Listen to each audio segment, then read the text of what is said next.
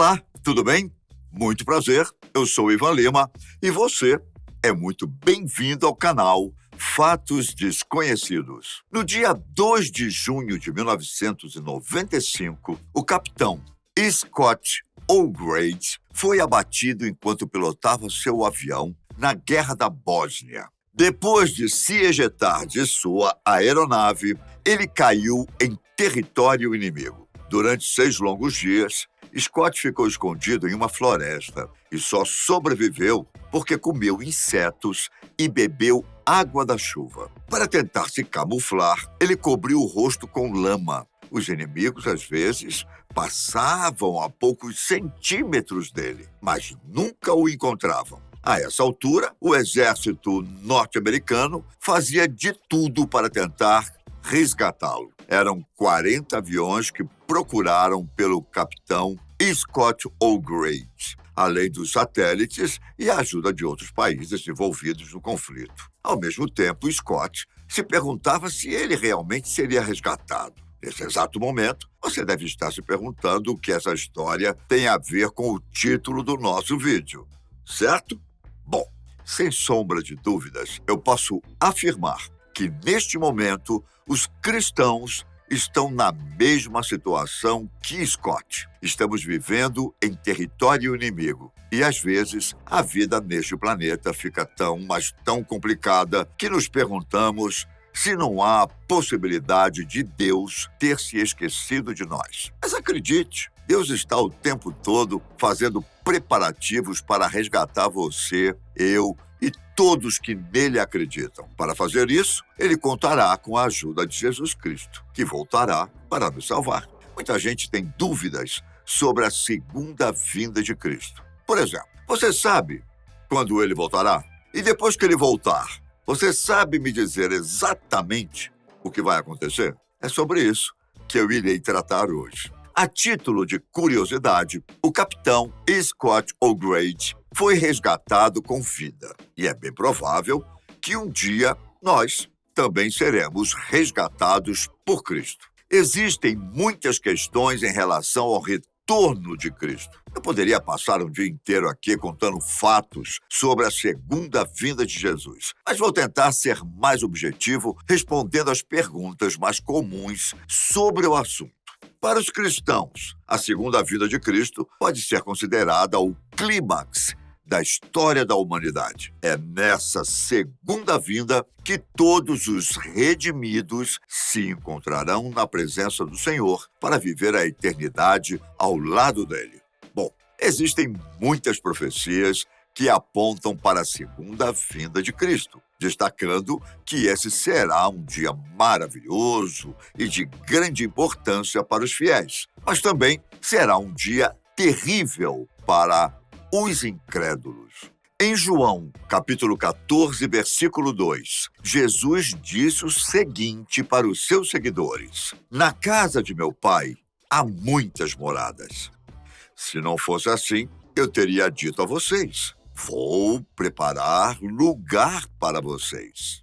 Depois, no versículo 3, é dito o seguinte: "Voltarei e os levarei para estar comigo, para que também vocês estejam onde eu estiver."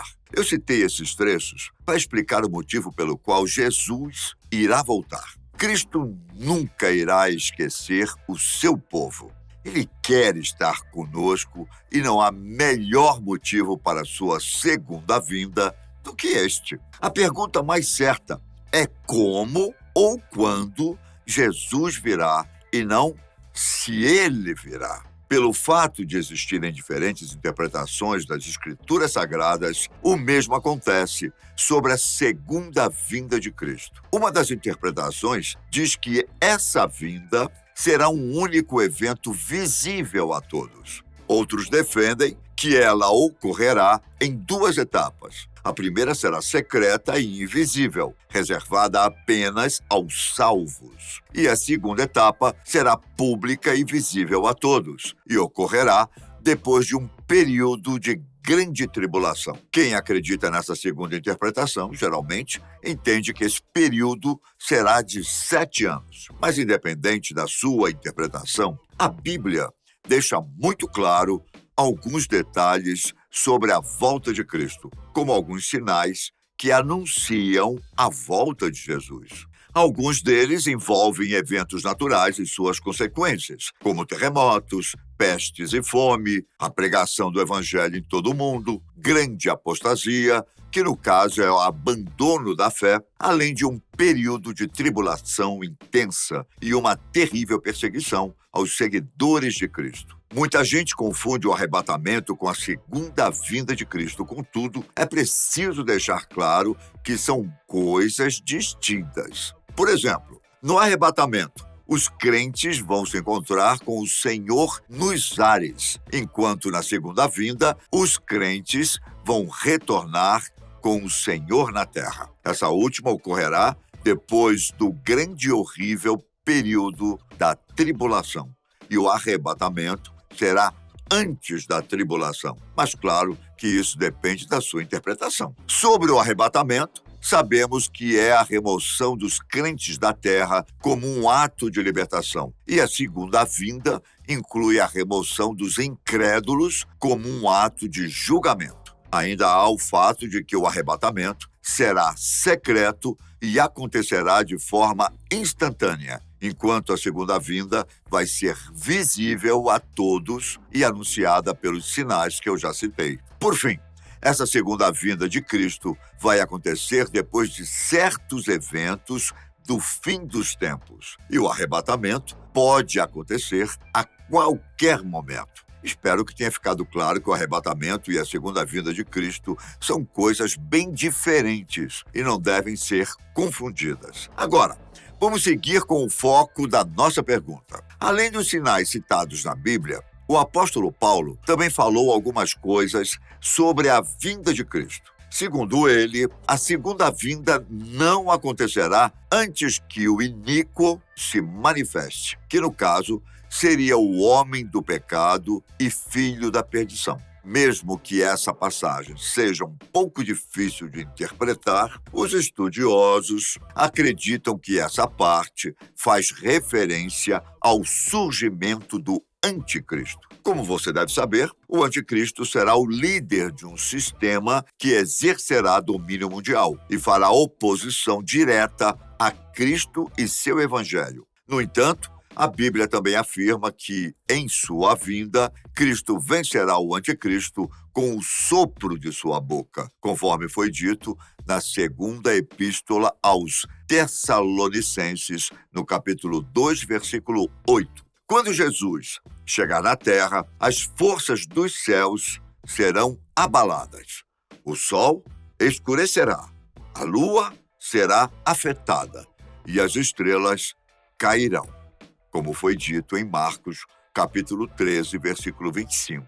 Pedro também disse que quando Jesus voltar, os céus desaparecerão com um grande estrondo. Os elementos serão desfeitos pelo calor e a terra, juntamente com tudo que nela há, será desnudada. João, em Apocalipse, capítulo 1, versículo 6, destaca que a segunda vinda de Cristo será tão impactante que todo olho o verá quando ele estiver vindo com as nuvens. O próprio Cristo disse, em Marcos, capítulo 13, versículo 26, que os homens verão vir o Filho do Homem nas nuvens, com grande poder e glória. Quando Jesus voltar, ele estará acompanhado de centenas, talvez milhões de anjos e reunirá os seus escolhidos. Depois de reunir seu povo, ele julgará o mundo iníquo e condenará em destruição eterna Satanás e seus aliados. Embora muitos cristãos façam interpretações diferentes dessa passagem bíblica, existe um consenso de que esse grande dia chegará. Quando?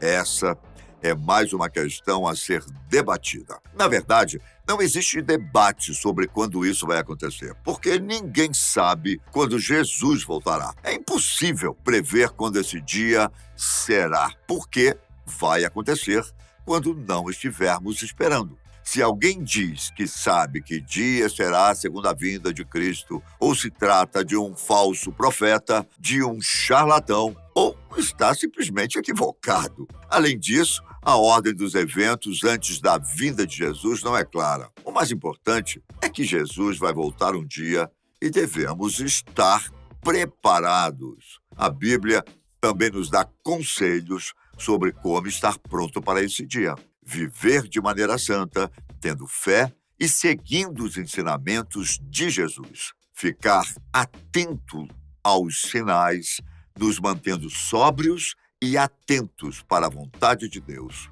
E edificar uns aos outros, colocando nossos irmãos em Cristo para nos mantermos preparados para a volta de Jesus. Essas são algumas das dicas fornecidas pela Bíblia. De forma mais resumida, a segunda vinda de Cristo acontecerá no fim dos tempos, e ele irá presidir o juízo final, conforme creem as várias religiões cristãs e muçulmanas. E aí, você está preparado? Você segue todos os ensinamentos de Cristo? Se Jesus voltasse hoje, você estaria salvo? Não esqueça de deixar o seu comentário aqui embaixo. Eu fico por aqui, mas nos vemos logo mais no canal da Fatos Desconhecidos. Fiquem com Deus, um grande abraço. Tchau.